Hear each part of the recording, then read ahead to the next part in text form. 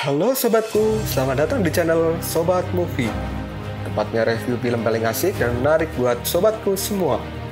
Yang baru gabung, silahkan klik tombol subscribe ya dan nyalakan loncengnya, supaya kalian tidak ketinggalan film-film seru yang Mimin upload. Oke, gak usah berlama-lama lagi, langsung aja kita ke reviewnya. Gasken sob.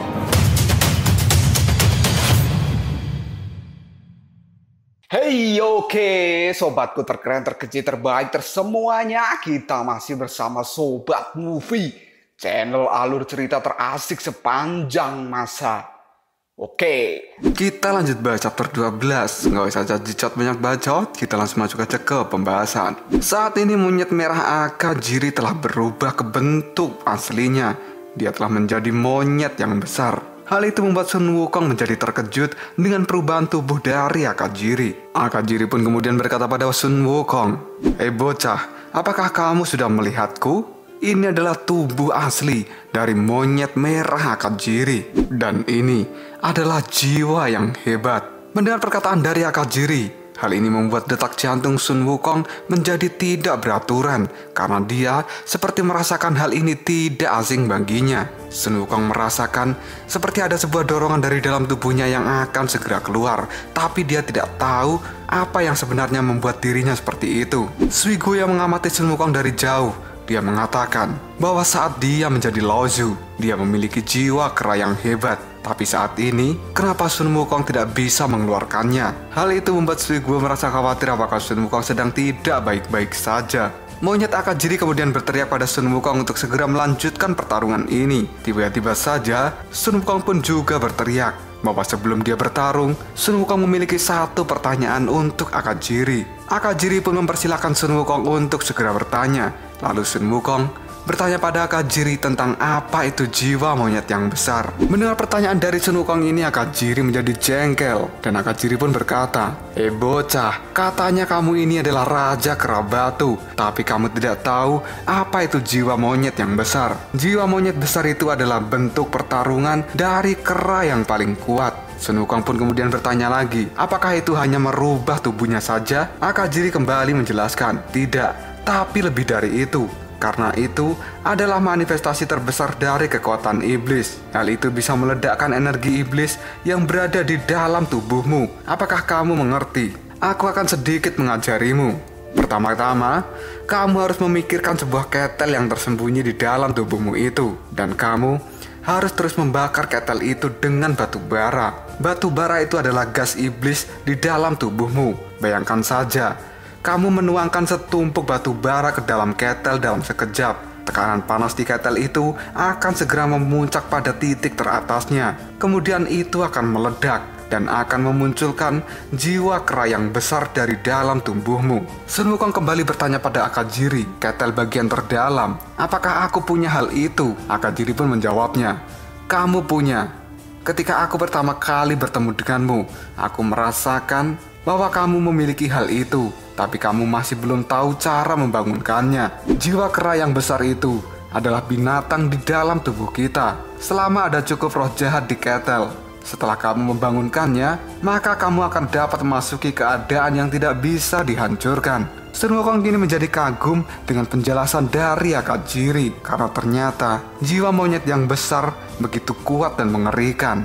Monyet kuning terbang atau yang disebut juga dengan gibbon. Dia kemudian memanggil Akajiri. Akajiri, apakah kamu ingin terus berbicara? Akajiri pun menjawab perkataan dari si gibbon. Tenanglah, tidak apa-apa sedikit bermain dengannya, karena aku bisa membunuhnya dengan mudah. Setelah mengatakan hal itu, Akajiri pun mengangkat tangan besinya dan memukulkan ke arah Sun Wukong. Tapi dengan cepat Sun Wukong dapat menghindari serangan dari Akajiri. Hal itu membuat semua orang yang menonton pertarungan mereka menjadi terkejut dengan kekuatan besar yang dikeluarkan oleh Akajiri. Sun Wukong yang telah menghindar, dirinya pun kini kembali dan menyerang dahi milik Akajiri menggunakan sikutnya. Darah pun sedikit keluar dari Akajiri, tapi Akajiri merasa bahwa serangan itu tidak akan berpengaruh pada tubuhnya. Dan tiba-tiba saja tangan besi milik Akajiri kali ini menangkap tubuh dari Sun Wukong. Akajiri juga mengatakan bahwa dia akan segera menghancurkan tubuh Sun Wukong dengan tangan besi yang memutar. Gigi-gigi dari tangan besi Akajiri kali ini benar-benar berputar dengan kecepatan yang luar biasa yang terus mengikis tubuh Sun Wukong.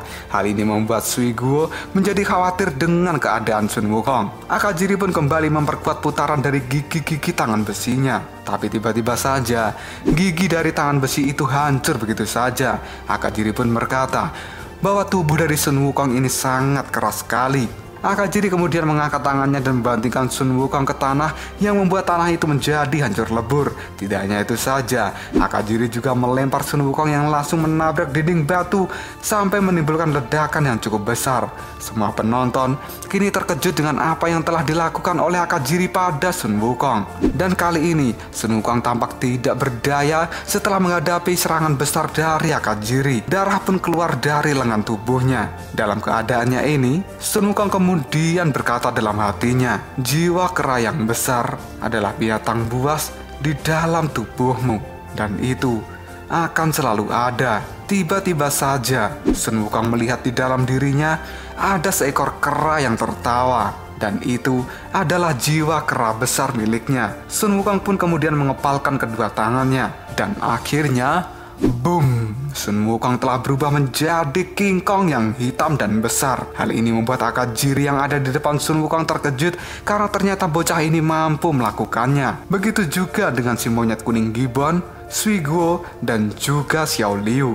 Mereka juga tidak percaya bahwa Sun Wukong benar-benar bisa melakukan hal itu. Akajiri pun kemudian berkata pada Sun Wukong bahwa dia sangat senang karena telah menemukan lawan yang hebat. Dan kali ini Akajiri akan memukul tubuh King Kong Sun Wukong. Tapi dengan cepat, Sun Wukong mampu menahan pukulan dari Akajiri ini. Ini akan menjadi pertarungan hebat antara jiwa kera yang besar. Sun Wukong kemudian mengaum. Dirinya meremas tangan besi milik Akajiri sampai retak. Kemudian Akajiri pun berkata pada Sun Wukong, ayo kita adakan kontes antara jiwa kera yang besar. Kita harus bersaing demi sebuah kekuatan. Akajiri kali ini menjadi bersemangat untuk bertarung dengan Sun Wukong yang sudah mengeluarkan jiwa kera besarnya. Begitu juga dengan Sun Wukong yang kali ini wajahnya juga sudah menjadi bengis. Tubuh Sun Wukong yang kuat, dirinya pun mampu mendorong Akajiri mundur dan mepet di tebing. Dalam keadaan ini, Akajiri berkata dalam hatinya bahwa jiwa kera besar milik Sun Wukong sangat lugas dan kasar, dan kekuatannya sangat luar biasa besarnya. Bahkan Akajiri merasa kekuatan jiwa besar milik Sun Wukong telah berada di atasnya. Sun Wukong kemudian mengangkat sikutnya dan dia kali ini menyikut wajah dari Akajiri. Sikutan dari Sun Wukong yang keras ini membuat Akajiri menabrak batu sampai hancur. Para monyet hitam kini menjadi panik karena Akajiri bisa dipukul mundur oleh Sun Wukong. Mendapat pukulan keras, Akajiri pun berkata bahwa Sun Wukong telah berhasil membangkitkan semangat juang miliknya.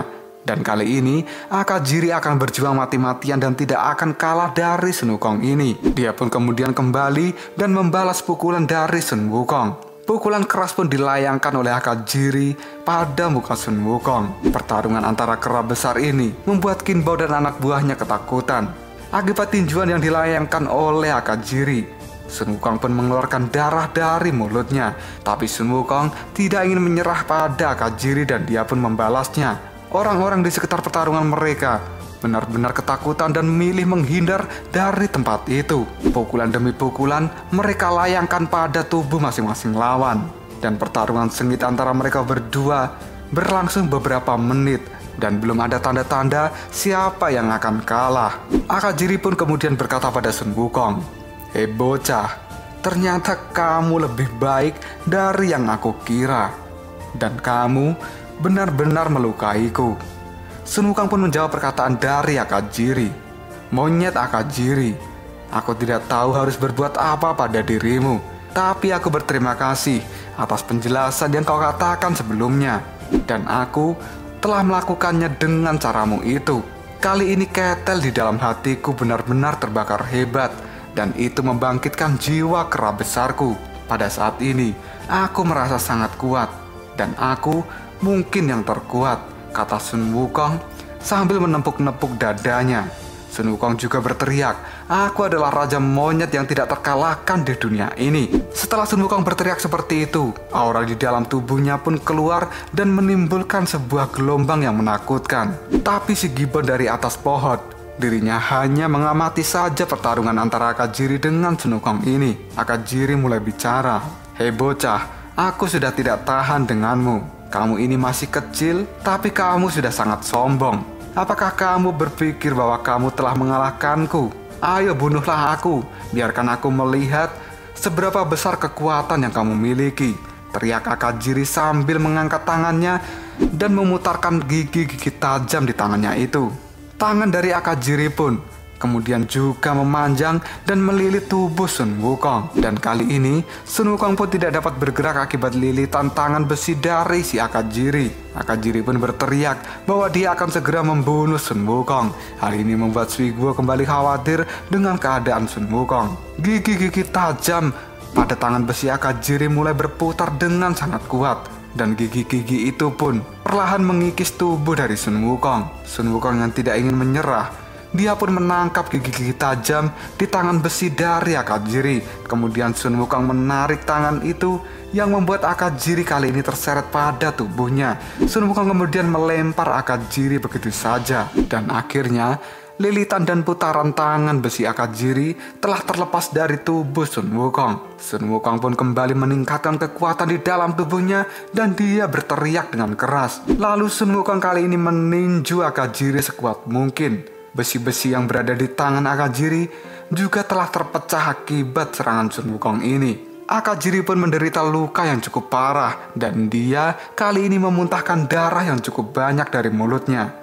Pukulan dari Sun Wukong yang keras membuat Akajiri terlempar dan menimbulkan ledakan. Semua orang yang melihat pertarungan itu, mereka menganga dan tidak percaya bahwa kekuatan Sun Wukong benar-benar mengerikan.